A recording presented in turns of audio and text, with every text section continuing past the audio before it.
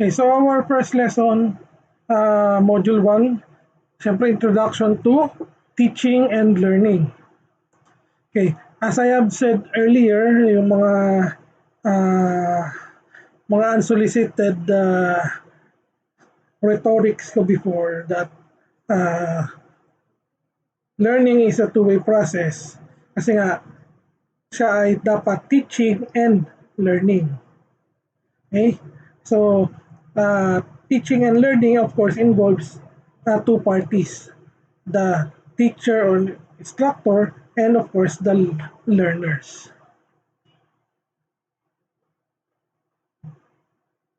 So, module objectives. So, at the end of the module, students would be able to define teaching and learning, understand the learning or the teaching learning process, okay, differentiate classical conditioning, operant conditioning, and observational learning. So ito lang muna yung magiging introduction natin for uh, teaching strategies. Okay? So teaching. So it is an active process in which one student shares or one person shares information with others to provide them the information uh, they need to make behavioral changes. Okay. So, kung yan ang definition ng teaching, ang definition ng learning is syempre related din dyan. Okay? So, kung teaching is sharing of information of one person, ang learning naman ay receiving information.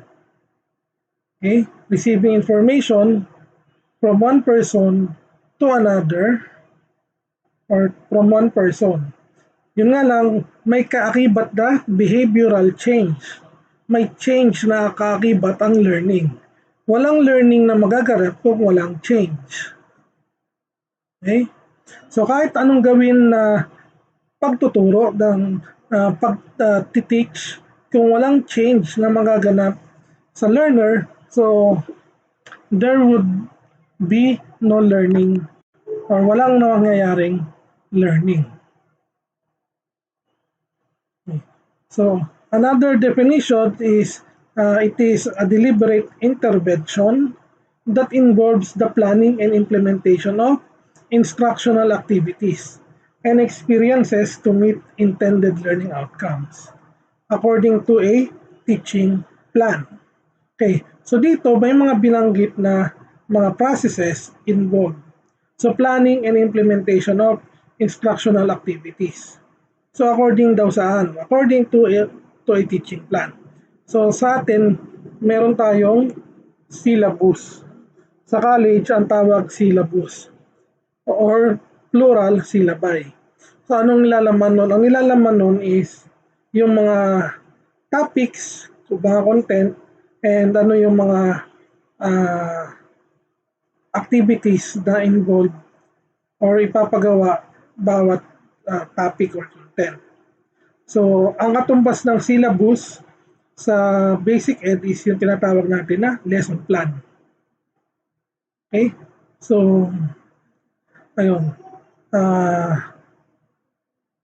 Hindi ko pa na-attach yung aking syllabus dito pero doon sa nakalipas natin mga subjects, meron syllabus na naka-attach.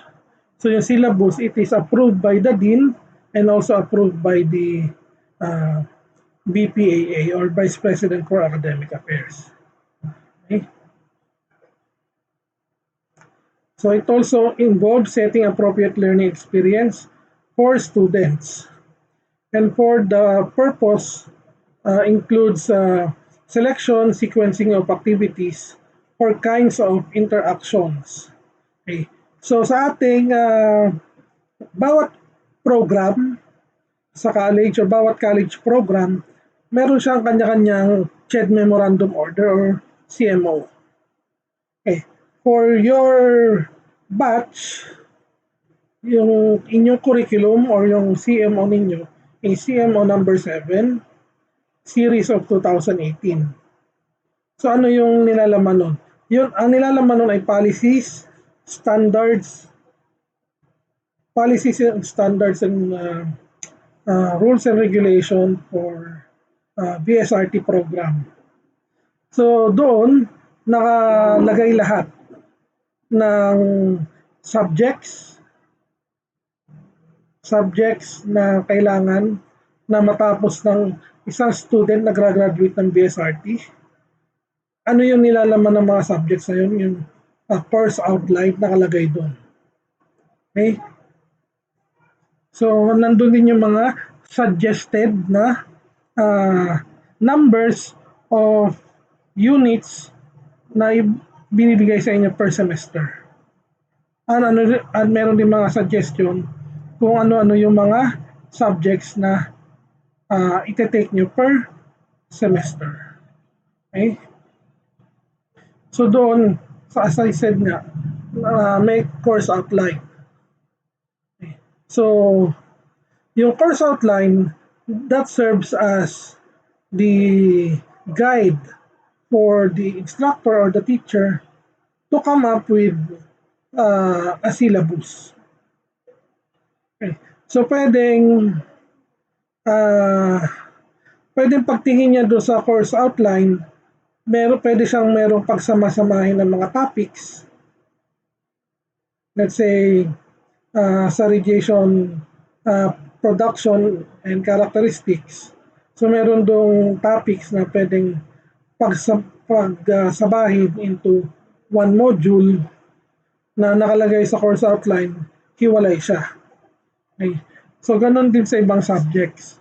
So yung course outline, that serves as a guide for the teacher to provide or to sequence the lesson or topics as well as the activities. Okay? So teaching is purposive and leads to intended desirable learning. Okay. When we say purposive, okay, ibig sabihin may purpose na naka-attach sa pagtuturo.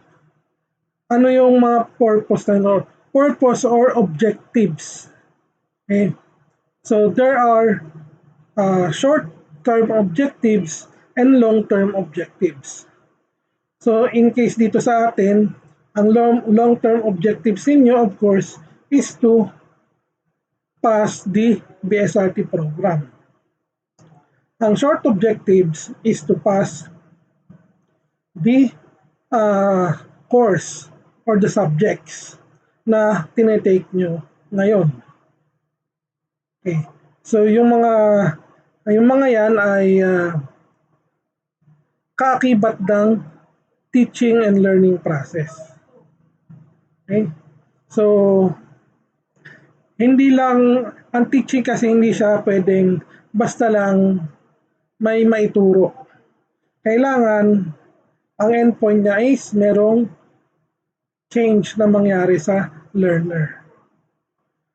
Kahit gaano kahirap mag-explain or kahit gaano kabagal or hindi agad naiintindihan ng estudyante, yun, pwedeng ulit-ulitin ng teacher yung topic. Kaya nga, kadalasan ang mga teacher ay laging nagtatanong kung naintindihan nyo ba, kasi kung hindi naintindihan, uulitin. Or kung ano man yung hindi naintindihan, explain uli ng another, pwedeng bababaan pa yung explanation or gagamit ng ibang analogy. Okay? So, kaya pag tinatanong kayo kung may tanong, kung merong hindi naintindihan, huwag mahihiya. Sabi nga ni Susan Roses. Okay?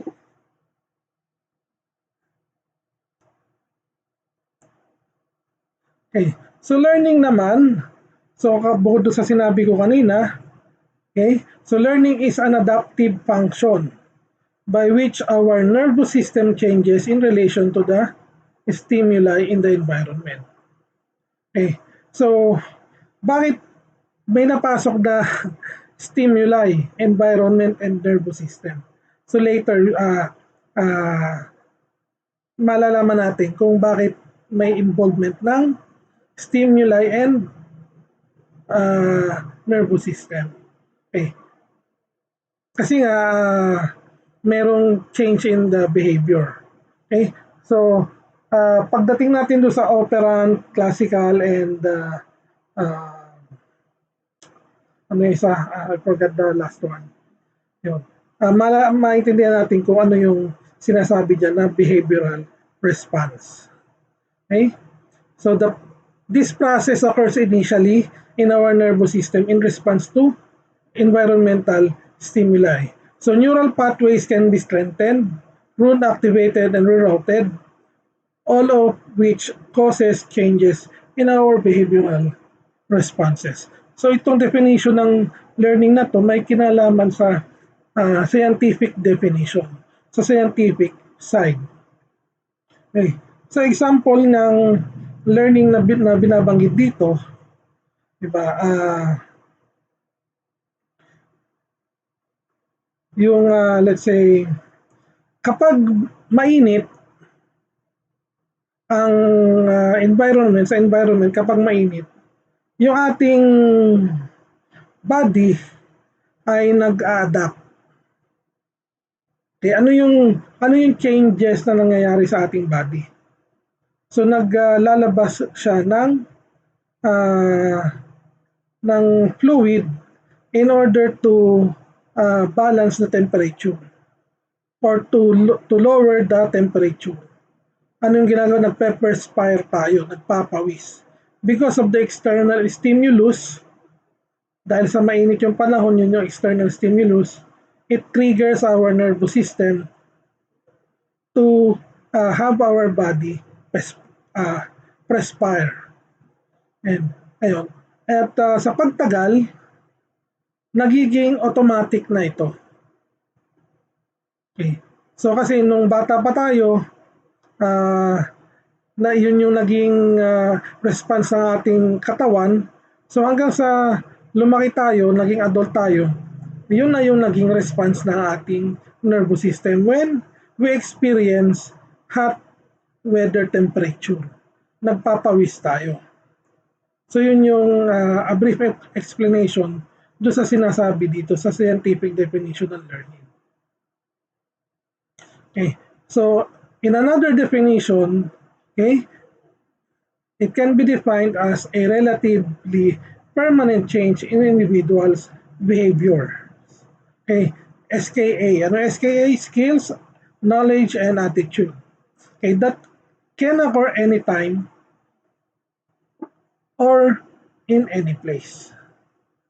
So yan yung definition natin ng learning. Isang scientific definition, isang definition naman na talagang may kinalaman sa learning process. Kasi may involved ng SKA.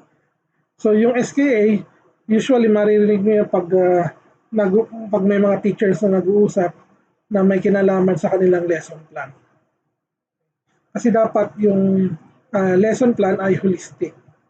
Pero just the same, hindi naman lahat ng subject ay makakapag-implement ng skills, knowledge, and attitude. Yung iba, knowledge lang lahat. Yung iba, knowledge and attitude. Yung iba, kompleto. Okay?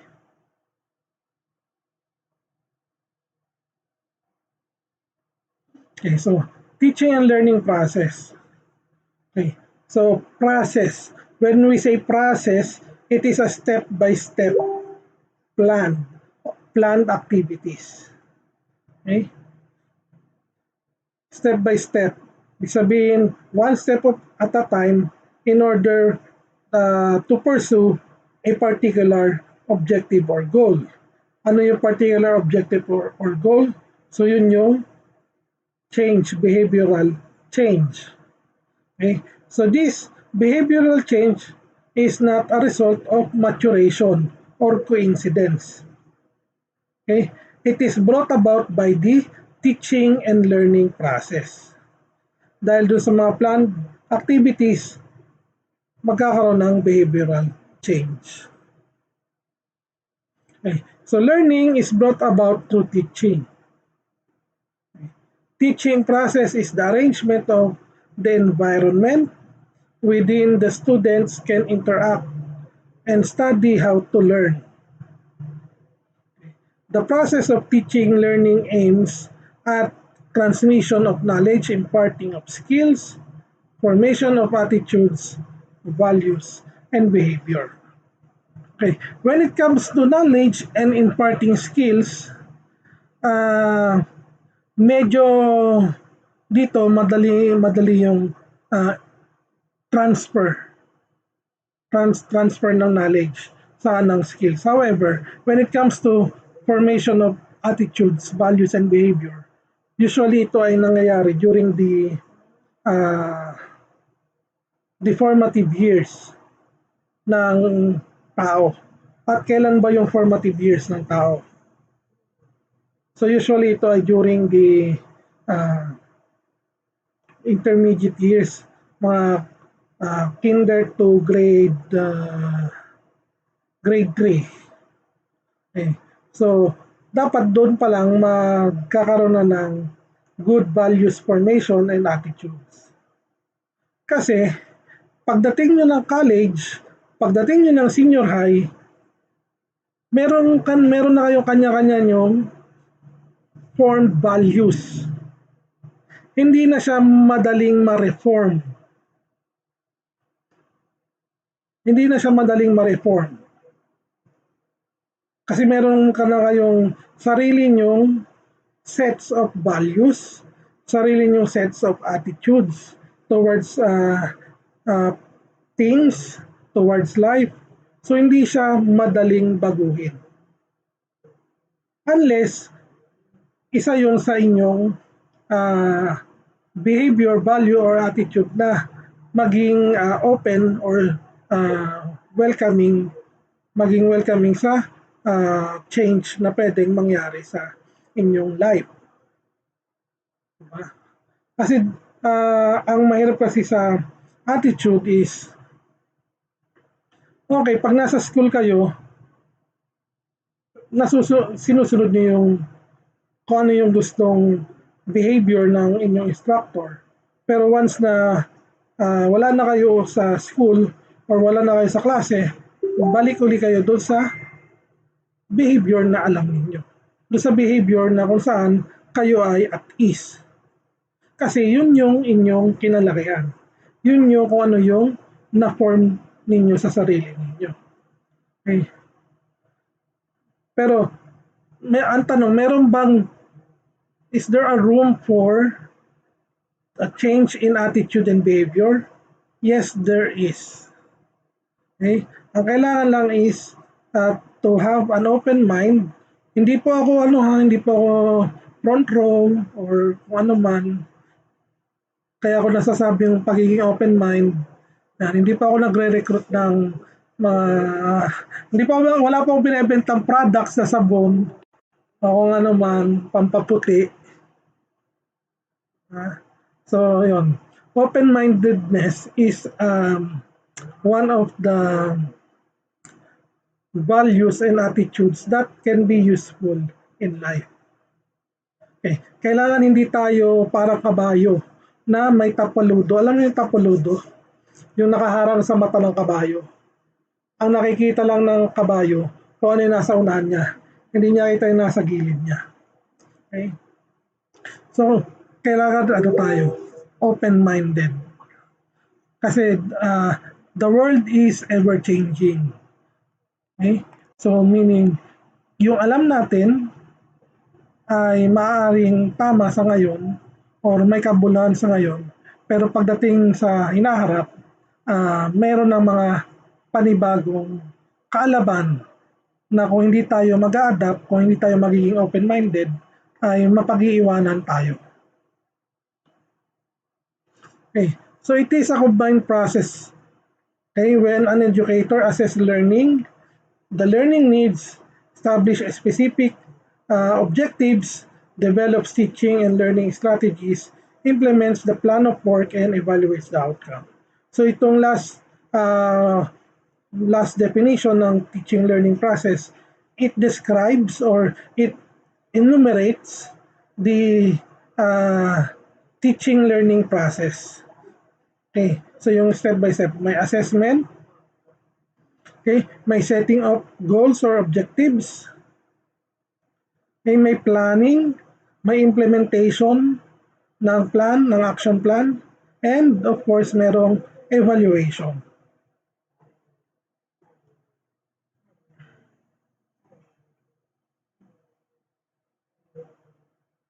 Okay.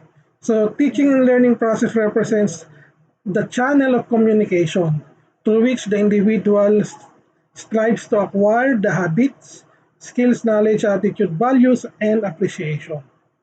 Okay. So those are vital for surviving in the information age. Okay. The teaching learning process therefore becomes a process by which changes in behavioral patterns are produced through experience. So sa tinatawag ngayon natin na information age. Bakit information age? Kasi the informations are in the tips of our fingers. Madali nating nakukuha kung ano yung information na kailangan natin. However, we all need guidance when it comes to the information that we can get sa internet. Okay, hindi naman lahat ay tama. Okay, di ba? Kasi kung lahat ay tama, kapag gumawa kayo ng research, katanggap-tanggap na resource yung Wikipedia. Pero hindi siya tinatanggap sa thesis, di ba? Okay? Kasi yun ay pwedeng ma-edit yung information sa Wikipedia. Therefore, it is not a valid source of information. Okay? So you have to look for a more credible, okay, information source. Okay. And sabi nga rito is produced through experience. So may kasabihan nga that experience is the best teacher. Yun nga lang, kaso si experience na best teacher, malupit ding teacher. Bakit? Kasi nauuna yung yung exam bago bago yung lesson. Diba? Nauna yung challenge before the lesson. Matcha-challenge ka muna ng experience bago ka may matutunan from your experiences. So the phases of teaching. Okay, so according to Jackson, okay, meron tatlong phases ng teaching. The pre-active phase, okay, so it is a phase of planning. Okay, the teacher makes dito na yung mga selection ng books. Okay, pre-active phase yan. Then interactive phase, so nandito na yung implementation ng plan. Implementation ng mga strategies, approaches, teaching strategies, teaching approaches, teaching styles, etc. Towards the achievement ng goals na sinet ni teacher. Okay? And then post-active phase, evaluation. Evaluation of the strategies being used to impart a knowledge or information to the students. So here the teacher analyzes to what extent students have grasped the material presented to them. Okay, so there are two types of evaluation or assessment. We have the formative assessment and summative assessment. Okay, when we say formative assessment, so dito, tinitingnan lang kung ano yung natutunan ng estudyante or is there a room for improvement. Okay, so kino-correct pa. Pwede pang i-correct ng student ng teacher. So meaning hindi recorded yung mga activities for the summative assessment.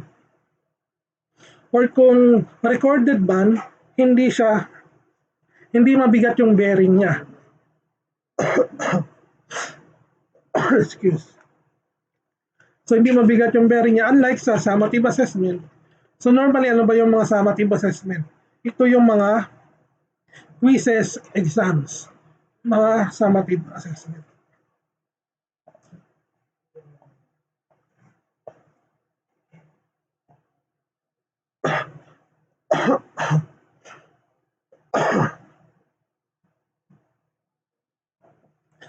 Okay, yun nga. So, formative and summative assessment.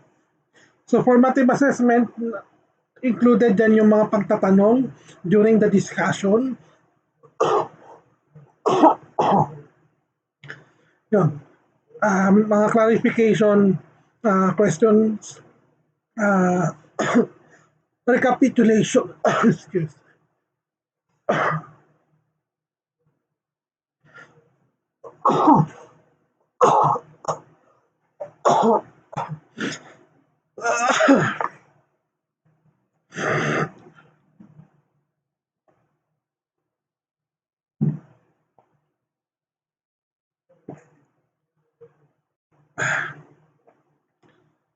So, ayun. So, again, we have two types of assessment or evaluation. We have the summative and formative assessment. So, summative assessment, from the word summative, ibig sabihin, sinusukat na natin kung ano yung uh, na kaalaman na retain doon sa mga estudyante.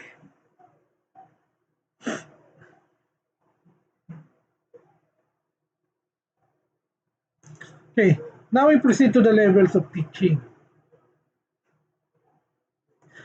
First is the memory level, then understanding level. Okay, so reflective level, number 3. Okay, so balikan natin. So of course, memory level. Ito yung levels of teaching or levels of learning. Kasi sabi natin, teaching and learning goes hand in hand. Kaya kung levels of teaching, levels of learning na rin yan. Okay? So, memory level, di ba? Yan yung first step naman. Kapag tayo ay nag-aaral, kapag tayo ay kapag nagtuturo, inuulit-ulit yung mga bagay-bagay. Yung mga concepts, mga definitions, lalo na yung mga importante. Okay. Yung sa palagay ng teacher ay ito yung mga importanteng dapat tandaan, inuulit-ulit niya. Okay. Kahit sa mga presentation, PowerPoint presentation, kung mapapansin nyo, inuulit or nauulit siyang nakalagay doon. Kasi ibig sabihin, importante siya. Kailangan na matandaan, ma-retain sa memory ng mga students or mga learners. Then after the memory level, okay, dyan napapasok yung understanding level. Okay. Siyempre, if you memorize something or if a particular concept is retained in your memory, okay, the next step for you to do is to understand. Magkakaroon ka ng a particular understanding of that concept. Okay. And itong understanding na ito ay nagde-develop. Okay? Nagde-develop siya. I don't know if you will notice it, but there are times na pag nagbasa ka ng book, okay, so may understanding ka na ng certain concepts about certain things, and then pag nagbasa ka ng paulit-ulit, nababago yung understanding mo doon sa concept na yun. Okay. And pag dumating yung point na nag-evolve yung iyong understanding sa mga concept, okay? So, dyan napapasok yung next level. the reflective level of teaching learning. Okay? So reflective, nagkakaroon ka ngayon ng sarili mong way of expressing that idea, expressing that concept, expressing or understanding that certain concept. Okay. So reflective. Okay. And dito rin sa reflective na to, you can easily apply the concepts in your halimbawa, kung ang concept nito ay may kinalaman sa trabaho natin as RadTech, so easily ma-apply mo siya sa trabaho. Kasi kumbaga, nandyan na yung mastery. After reflective level ng teaching learning, so you will be developing a mastery of that particular concept or uh, uh, topic or kung ano man yung skills man yan or knowledge, okay, or attitude. So remember that attitude ay napag-aaralan pa rin.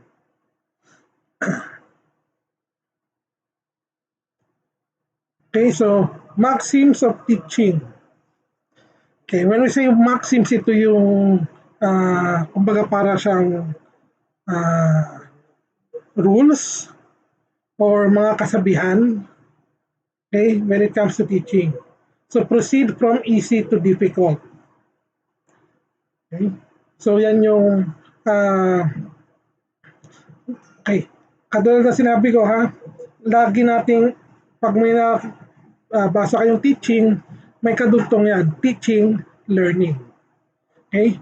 So, sipin nyo, kapag nagtuturo, proceed from easy to difficult. Kapag tayo ay natututo, siyempre, una natin natutunan yung madali papunta sa difficult. Ganon din sa pag-aaral. Okay, sa learning. Kailangan mag-umpisa ka sa easy to difficult. Okay? Next, proceed from known to unknown.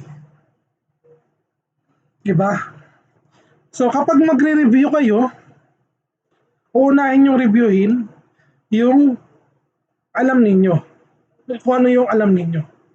Kasi you have to strengthen that knowledge, that thing that you know already. Kailangan mo siya ma-strengthen. Then after that, kung sure ka na alam mo na yan. So, you gradually shift from the known to the unknown. Okay, from simple to complex. From simple to complex. From the basics to the advanced. Okay? So, mag-uumpisa muna sa simpleng concept papunta sa complicated concept. Okay. So, halimbawa, katulad ng ginagawa sa film screen. Okay. Di ba, una muna yung mga factors, let's say, density. So, una, dinedefine muna yung density. And then after defining density, okay, tinuturo yung ano ba yung mga factors affecting density.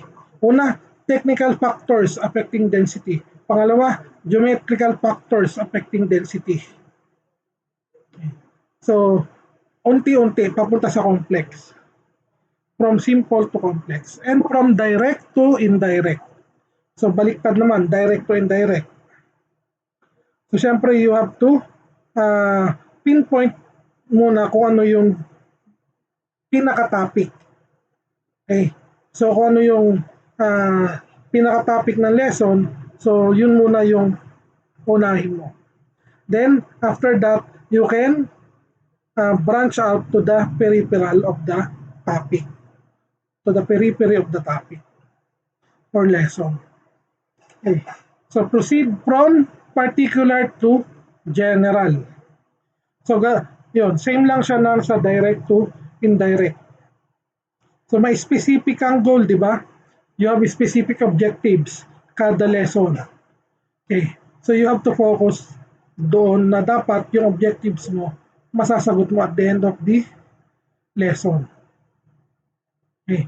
Then, before you proceed to the general uh, lessons, okay? So, nandiyan yung mga addendum, yung mga additional topics or lessons na nadaanan, okay? Or nabanggit lang sa specific lesson. Then, proceed from whole to parts. Okay? So, una di-discuss muna yung kabuuan, okay? Bago ka bago mo himay-himayin sa maliliit na bahagi. Diba? Okay? So, ganun din yan sa pag-aaral. Lahat yung mga maxims of teaching, you can relate that into, or you can integrate that as a guide to your learning. Okay. Proceed from psychological to logical. Okay? Anong ibig sabihin ng proceed to psychological to logical? Okay. So, ibig sabihin lang yan na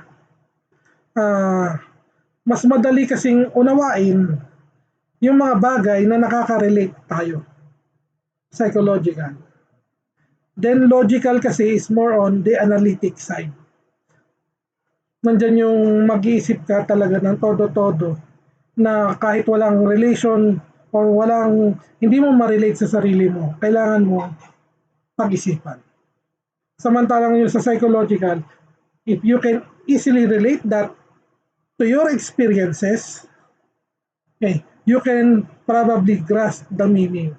You can learn something from that association. Okay? From a particular lesson, i-associate mo siya sa iyong experiences. Okay. Next naman is from empirical to rational. Okay. What do you mean by empirical? So when we say empirical, nandyan yung evidences. Given na nakasulat sa textbooks. Unlike rational, you have to give reason pa kung bakit yun yung explanation or kung bakit yun yung sagot. Okay? So, empirical to rational. Okay. Yun yung uunahin mo. Yung empirical, nandyan, abundant yung evidences. Nakikita yung evidences. Nakikita na in short, parang it can be assessed or evaluated by the senses. Unlike rational, okay, when we say rational, it is it can be or it can only be done by the use of our mind. Kasi at i-reason out natin, hahanapan natin ng rationalization ng let's say explanation or ng analysis. Yan. So that is rationalization. Then number 10, proceed from analysis to synthesis. So first, you must analyze things. Okay? I-analyze mo muna isa-isa. Then after you analyze each one, then you can begin your synthesis. Pwede mo siyang pagsama-samahin in order to come up with your own learning. Okay? Then number 10, from indefinite to definite. From indefinite to definite, from the infinite to the finite. Okay?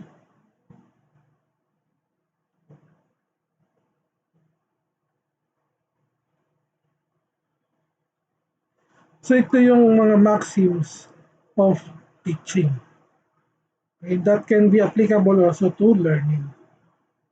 Okay? May question po ba regarding dito or so far? Pwede nyo po yan gamitin sa inyong pag-aaral. If you haven't heard of those things, then probably you can use them, you can apply them. Kung ano yung applicable sa inyo, kung ano yung pwede nyong maging uh, tool for learning, so you can use them.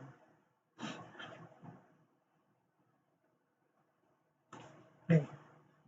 Next, the house of teaching or the how of teaching.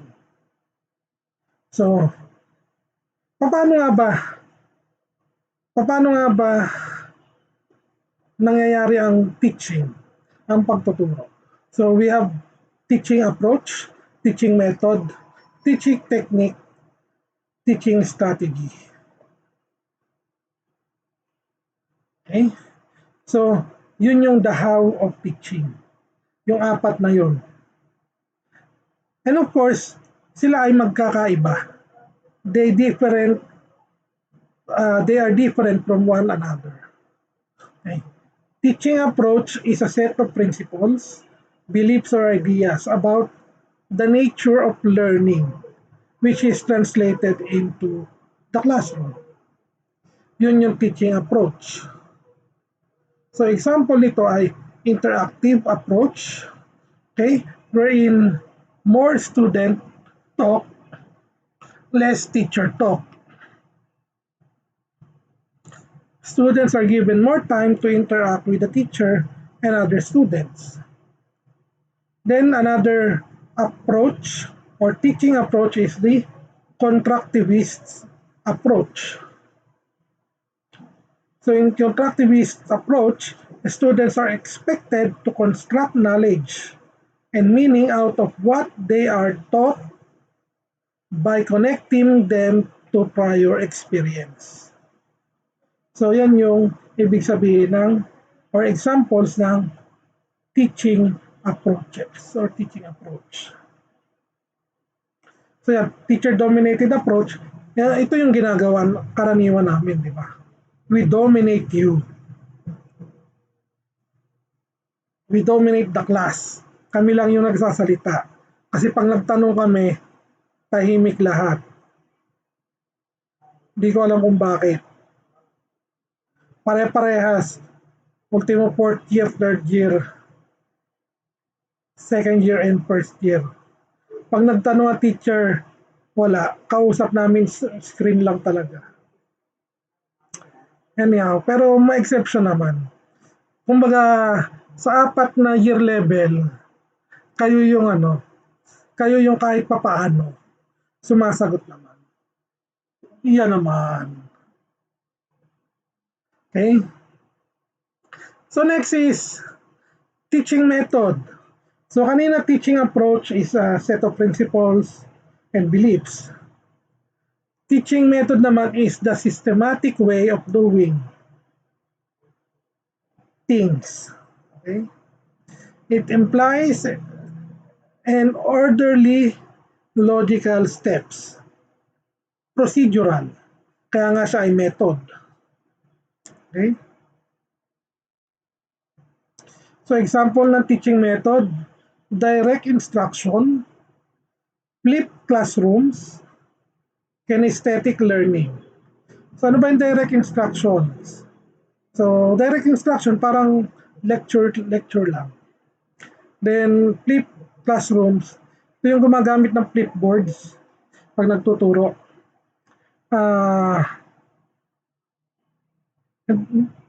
Na-experience ko lang mag-flipboard classroom kapag nag-provide ako ng HIB 101. Kasi merong flipboard ang DOH, galing sa DOH. So nandun, what is HIV, what is AIDS, blah blah blah. So flip lang ako ng flip. Okay, so yun yung flip classroom. Then kinesthetic learning. So of course, kinesthetic may kinalaman sa, when we say kinesthetic, may kinalaman sa movement. Diba? So, saan ba madalas merong movement? Sa mga physical education, mga dances, mga sports, Okay. Sa atin, meron din tayo kinesthetic learning. Diba? Yung mga ating skills laboratory. Diba? Anong included dyan? Hand washing. Paano tamang maghugas ng kamay? Okay. Donning and doffing of gloves. Paano ba yung tamang pagsuot ng gloves? Ng clean gloves and sterile gloves. Magkaiba yun. Okay. Paano tamang pagsusot ng uh, sterile gown and etc. Kinesthetics, meron tayo niyan. Kasama dyan yung pagde-develop ng film, pag-manipulate ng machines, etc. Okay? So hopefully, by second semester, kasama na kayo sa mag-limited face-to-face. Kaya kung may way kayo na makapagpa-vaccine na kayo, so take the chance to get vaccinated. Kasi ang i-allow lang po na makapag-limited face-to-face ay yung mga fully vaccinated. Okay? Then activity. So, at yan yung mga sample ng teaching methods. So, kung mapapansin nyo, iba siya sa approach. Yung approach ay may kinalaman sa ideas, sa beliefs, sa principle, okay, kung paano yung pagtuturo. Ito naman is kung paano mismo gagawin yung pagtuturo. Yung isa kasi concept ng pagtuturo, approach. Ito ay yung paano mo mismo gagawin yung teaching method, di ba? Step by step process, procedural. Okay?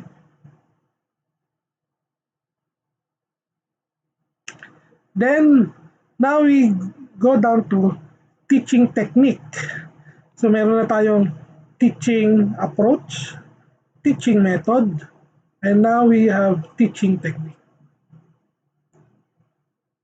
Okay, teaching techniques are steps we follow when we teach. Okay, it is the teacher's style or tricks to accomplish an immediate objective. So, yan. So, yung kanina, bisa natin sa approach, sets of beliefs, principles of learning. Then, methods ay procedural process ng it is how or it is the ito yung paano gagawin yung pagtuturo, how to do things, yung methods, teaching methods. And then teaching techniques naman ay follow steps, how to adapt the teacher follow when teaching. Okay, and it is also the teacher's teaching style or tricks. Nandiyan na yung mga pakulo ni teacher. Okay? Yung then ilan sa mga teaching techniques yung pag-share ng experiences, yan. Okay? Then we have teaching strategy. So these are methods of approaching a problem or a task, modes of operation for achieving a particular end, or plan designed for controlling or manipulating certain information. Okay. Doon sa ating LMS, may alam ko, may pinost ako na video regarding this house of teaching. So, ayun. If you have time, okay, panoorin nyo doon para mas maintindihan nyo kung ano yung mga pagkakaiba nung bawat isa. Okay? So, example ng teaching strategy, nandyan yung groupings, pairings, peer review. Yan. Okay, balikan natin. Groupings, pairing, peer review. Okay. So, groupings, pairing, di ba? Usually yan ay ginagawa kapag may mga activities or depende kung ano activity. And then peer review, when we say peer review, ito yung nag-groupings kayo, tapos nag-share kayo, or let's say, nag-report kayo, and then yung mga kaklase nyo, sila yung magbibigay sa inyo ng comments o kung okay ba yung naging report ninyo. Or on the way on how you reported the particular lesson or topic. So peer review, ibig sabihin, nagbibigay ng input regarding your performance, yung inyong mga classmates. Okay, so that is peer review. Okay. So, a variety of ways for learners to interact with the content, peers, and teacher. So, ito, lecture. So, yan. Yung teacher ang magsasalita. Okay. Then, lecture discussion. Okay. Siyempre, after ng teacher magsalita, yung mga student naman ang magkakaroon ng discussion din about the lecture. Pabalik sa teacher.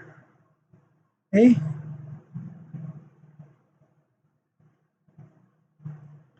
And then teacher-led interaction. So kasama yung teacher sa interaction. Let's say a particular activity, groupings, ganyan. Then paired interaction. So by groups of 2. Then student-led interaction naman. So dalawang groups pero may isang student na belonging to two different groups. Okay, na siya yung magli-lead sa interaction between the between a particular or between one group and the other group. So ito ay teaching strategy. Okay. Okay. So far po ba may question before we proceed with the classical conditioning? Okay, so classical conditioning. So kanina, sa definition natin ng learning, so may binanggit si nervous system, stimuli in the environment, etc. Okay? So, meron tayong learning. This is a learning process, a teaching learning process. Okay? So, the first one is called classical conditioning. Okay. So, kung nakikita nyo ba na malinaw yung ating photo? Nakikita nyo? Yung aso? Okay. So, yeah, very good. So, first, so number 1, before conditioning. Okay, before conditioning, ibig sabihin hindi pa na-apply, wala pa tayong intervention. Okay, di ba sabi nga is, teaching is an intervention. Okay. Dito, before conditioning, ang stimulus, may response. Ano yung stimulus? Pagkain. That is considered unconditioned stimulus. Kasi it is nasa nature ng dog na kapag nakakita ng pagkain, maglalaway siya. So yan ay unconditioned response. Unconditioned stimulus yung food, ang response niya ay unconditioned response, which is salivation. Unconditioned why unconditioned? Because there is no intervention done. Okay walang intervention na nangyayari. Okay, number 2 picture. Before conditioning pa rin. Kapag nakarinig ng bell ang dog, walang mangyayaring salivation. Hindi siya maglalaway. Okay? Yung bell ay natural stimulus or neutral stimulus. Okay, yung neutral stimulus na bell, ang, ang response ng dog, no salivation. Therefore, no conditioned response. Okay. During the conditioning, number 3, yung neutral stimulus natin, okay, yung neutral stimulus natin, isasabay natin siya. Sorry. Isasabay natin siya doon sa unconditioned stimulus. So therefore, yung bell na neutral stimulus, pagdating sa number 3, siya ay conditioned stimulus na. Gagamitin na natin siya as conditioning intervention. Kasi isasabay natin siya sa food.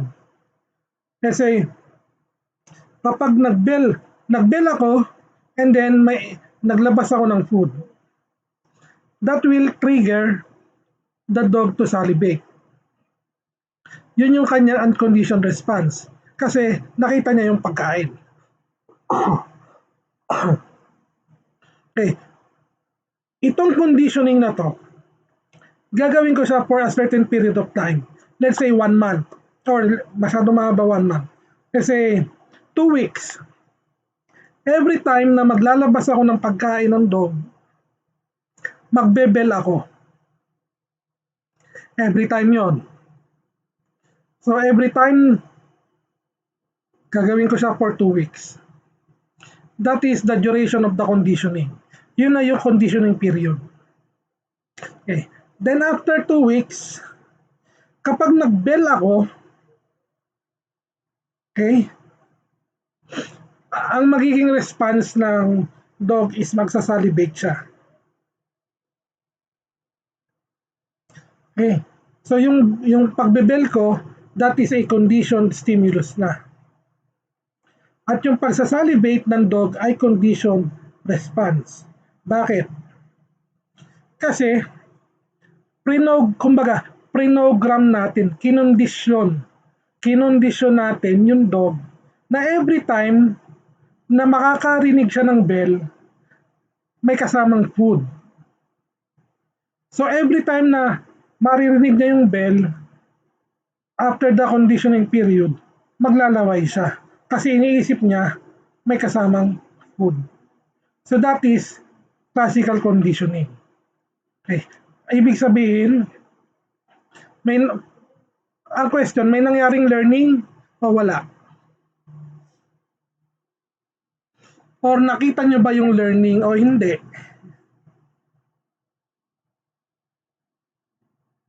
Di ba merong behavioral change. Ano yung behavioral change? Na every time makakarinig si doggy ng bell, maglalaway siya. Kasi yun yung prinogram natin. Yun yung kinondisyon natin sa kanya. Okay? So before, natural lang yung stimulus na at response na salivation every time na makakakita siya ng food. Okay. At kapag nakakarinig naman siya ng bell, hindi siya maglalaway. So, yun yung before the conditioning. Pero dahil sa nagkaroon tayo ng intervention, tinuruan natin, kinondisyon natin yung doggy na every time na magbebel, may kasunod na food, automatic siya maglalaway. So after conditioning, every time na makakarinig siya ng bell, it will trigger salivation. Okay? And that is how classical conditioning works.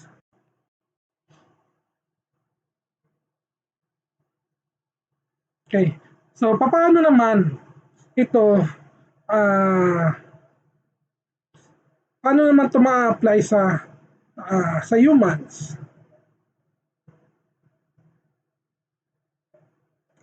So usually ito ay ina-apply sa humans during our formative years or before even the formative years. Diba nung mga baby pa tayo, Iba mga uto-uto naman tayo nun. Pag sinabing close open naman tayo ganyan. So ganun yun. Ina-apply ng mga parents natin unconsciously yung classical conditioning. Na yung mga tipong beautiful eyes, yung mga ganyan. Pero may ginagawa yung parents natin na hindi nila namamalayan na they are exhibiting or they are uh, ginagawa nila yung classical conditioning. Okay, meron pa kasing isa, operant conditioning.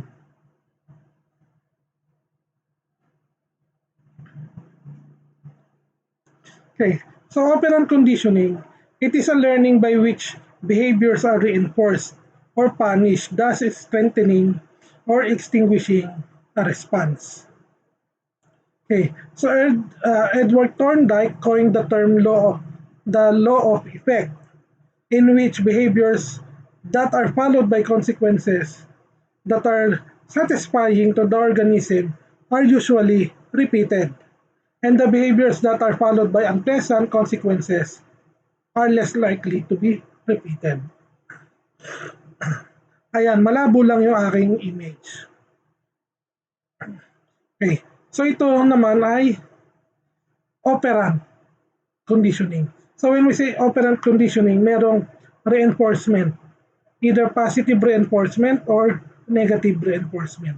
Sa classical conditioning, walang reinforcement. Basta kino-condition lang. Okay? So, yung behavioral change sa operant conditioning ay may kinalaman sa consequence. They are associated with specific consequences. Okay. At during itong experiment na to, operant conditioning, ginawa sa mga rats, okay, sa mga daga. Okay. Kapag pinul nila yung lever, pag pinul nila yung lever, may lumalabas na pagkain. So every time na ipupul nila yung lever, may lumalabas na pagkain. So therefore, ulit-ulitin nila yung pagpupul ng lever. So reward is introduced to increase a behavior. Dahil sa pag-pull nilang lever, may lumalabas na food. So yun nga, ulitin nga nila. Pero doon naman sa kabila, okay, sa negative reinforcement, okay, punishment is introduced to decrease a behavior. So 'di ba, nasanay na yung daga na i-pull down yung lever kasi may lumalabas na pagkain. Pero to punish the rat, okay, pag pinol niya yung lever, makukuryente naman siya as punishment. So after that, consequence, yun, least likely, hindi niya na uli ipupul yung lever. Or kung ipupul man niya yung lever, hindi na kasing frequent nung pagpupul ng lever kung saan siya ay may nakukuhang pagkain. So yan yung operant conditioning. Merong positive and negative reinforcement. Okay. So example nito ay di ba nung mga bata tayo, kayo pala, na hindi ko kasi naranasan magka-star sa kamay. Di ba? Binibigyan tayo ng stars ng teacher natin sa prep, kinder, saka mga kung anong grade yun. At dahil maganda yung ating performance. So the more na binibigyan tayo ng star, so ang nangyayari, the more that we do things better. Yun. sa pamamagitan ng pagbibigay ng star ng teacher ay kinokondisyon tayo ng teacher to do more, to do better in, let's say, drawing or coloring, etc. So yun, operant conditioning. Okay. So ano pa yung pwedeng uh, maging example natin ng operant conditioning? Okay. Or positive or negative reinforcement. So usually, for sure may mga naka-experience na sa inyo ng positive or negative reinforcement. Yung ba't mga tipong maghuhugas ako pero bigyan mo ako ng 20. Diba? That is a positive conditioning or positive reinforcement. Pero pag negative reinforcement naman, pag hindi ka maghugas, papaluin kita. Diba? So, ganun din yun sa mga estudyante, di ba? Yung mga tipong, sir, bigyan mo kami ng plus. Sumali naman kami sa ganitong activity ng school. Oh. Pero sasabihin naman ni teacher, pag hindi kayo sumali, may minus kayo. Diba?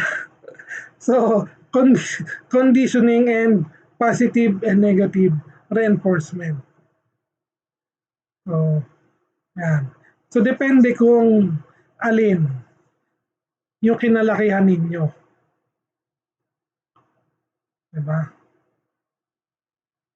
So, balikan natin yung classical conditioning. So, classical conditioning, di ba, ng mga bata tayo, may mga bata na kapag nakita kang naligo, iniisip nila, lalabas ka ng bahay. Pagkatapos mo maligo, alis ka, mamamasyal ka o something. Diba? Na ina-associate nila yon. So, classical conditioning yon. Example yon ng classical conditioning. So, ewan ko kung naka-experience na siya, pero, ayun, maraming beses na ako nakakita ng ganon sa mga pamangking ko na, ayun, ina-associate nila yung action ng kanilang parents sa mga bagay na like yon.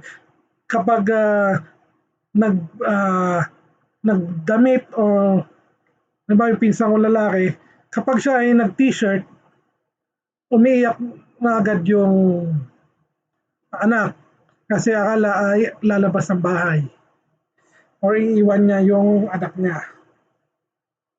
So yun, mga ganyan, conditioning. Hindi natin minsan napapansin na that we are already uh, using this classical and operant conditioning. So again, these are useful for students that are way younger than you. Hindi na yan effective sa inyo eh. Tingin nyo ba effective yan sa inyo? Di ba? Hindi na naman kayo uto-uto, di ba? Hindi na rin kayo nasusuhulan. Di ba? So, now, ayun. Ano yung isa? Sorry hindi ko yata nalagay yung isa eh. Balikan ko lang yung ating objectives. Meron pa tong isa, alam ko eh.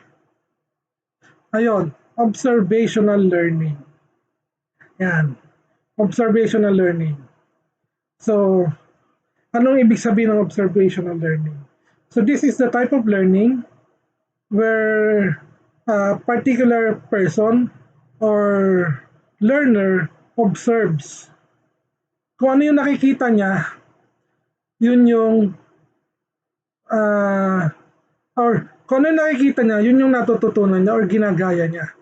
Kaya di ba yung kadalasan na kung ano yung nakikita ng bata, kung ano yung ginagawa ng matanda sa mata ng bata, nagiging tama. So yun yung maganda example dyan sa observational learning. So ano ba example ng observational learning? Applicable ba ito sa inyo? Yes, applicable yan sa inyo. Observational learning. And it is a good practice. Magandang ma-practice niyo yung observational learning, especially sa skills. Okay, sa skills, yung observational learning is very helpful. Okay? Ngayon, katulad nga ng nabanggit ko sa inyo before that uh, bawat rad tech sa practice may kanya-kanyang technique, okay, na hindi nakasulat sa book. Kasi when you are already practicing for so many years, yung iba uh, nagkakaroon ng sariling technique na wala sa book or hindi siya verbatim sa book. And usually ito ay nakukuha nila through observational learning. Okay. Let's say sa orthopedic, sa Philippine Orthopedic Center, meron silang tinatawag doon na serendipity view. Okay? Serendipity view is an X-ray of the clavicles. X-ray siya ng clavicles. Kahit sa ang positioning book, radiographic positioning book, wala kang makikita na serendipity view. So siya ay na-develop or dinevelop lang ng mga radtech sa Philippine Orthopedic Center. Okay. So observational learning is very important sa ating skills in developing our skills. Okay? So that ends our discussion for this day. So do you have any questions?